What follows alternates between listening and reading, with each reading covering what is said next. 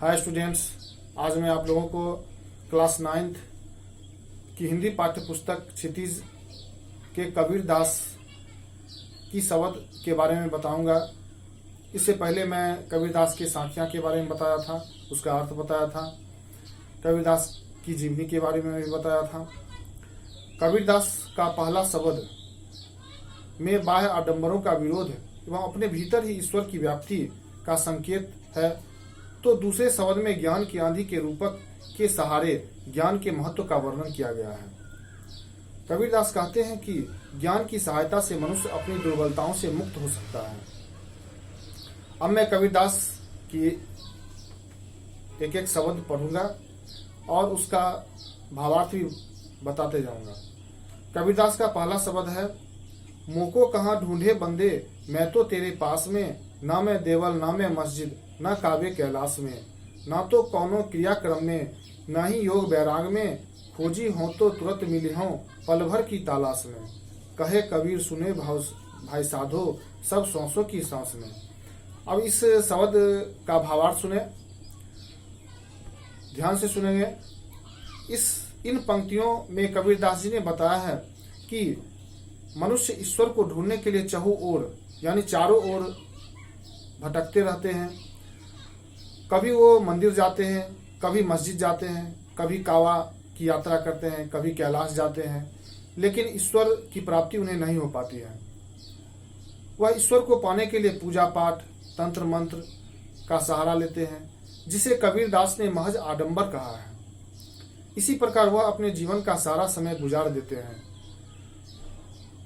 जबकि ईश्वर सबकी श्वासों में, हृदय में, आत्मा में वास करते हैं।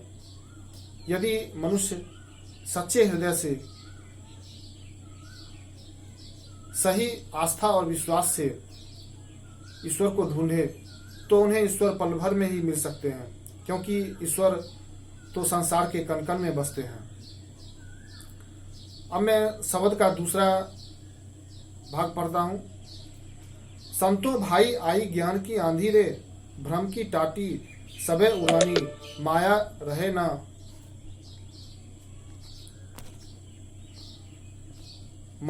ना बांधी, हिति चित की द्वै थुनी गिरानी, मोह बलिंदा टूटा, तृष्णा छानी परी घर उपरी, कुबुद्धि का भांडा फूटा, जोग जुगति करी संतों बांधी, निर्चु चुए न पानी, कूर कपट काया निकस्या, हरि की गति जब जानी, आंधी पीछे जो जल बूठा, प्रेम हरि जन भीना, कहे कबीर भान के प्रकटे, उदित भया तब खिना।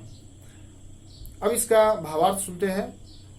इन पंक्तियों में कबीर दास जी ने ज्ञान की महत्ता को स्पष्ट किया है। उन्होंने ज्ञान की तुलना आंधी से करते हुए कहा है कि जिस तरह आंधी चलती है तब कमजोर पड़ती हुई झोपड़ियां की चारों ओर की दीवारें गिर जाती है, वह बंधन मुक्त हो जाती है और खंभे धराशायी हो जाते हैं। उसी प्रकार जब व्यक्ति को ज्ञान प्राप्त होता है तब मन के सारे भ्रम टूट जाते हैं और सारे बंधन खुल जाते हैं। छत को गिरने से रोकने वाला लकड़ी का टुकड़ा जो खंभे को जोड़ता है वो भी टूट जाता है और छत गिर जाती है और रखा सामान नष्ट हो जाता है। उसी प्रकार ज्ञान प्राप्त होने पर व्यक्ति स्वार्थ रहित हो जाता है, उसका मोह भंग हो जाता है, जिससे उसके अंदर का लालच मिट जाता है। यानी जिस प्रकार सूरज के प्रकट होने पर अंधेरा खुद ब खुद छट जाता है, उसी प्रकार ज्ञान की रोशनी से इस संसार का मोह माया वह खुद ब खुद समाप्त हो जाता है। मन का समस्त विकार नष्ट हो जाते हैं, परंतु जिनका घर मजबूत रहता है, यानी जिनके मन में कोई कपट नहीं होती, साधु स्वभाव के होते हैं, उन्हें आंधी का कोई प्रभाव नहीं पड़ता है। आंधी के बाद वर्षा से सारी चीजें धुल जाती है। उसी तरह ज्ञान प्राप्ति के बाद मन निर्मल हो जाता है और व्यक्ति ईश्वर के भजन में लीन हो जाता है। यही शब्द का भावार्थ था। इस भावार्थ को मैं पीडीएफ के माध्यम से, साखियाँ और शब्द के भावार्थ को मैं पीडीएफ के माध्यम से भेजूंगा। इसको आप लोग फेयर की कॉपी में लिख लेंगे और इसको याद भी कर लेंगे। और इसका जो शब्दार्थ है उसको भी याद कर लेंगे। और मैं अपना अगला वीडियो नेक्स्ट वीक अगले लेसन के लिए लाऊंगा। Thank you.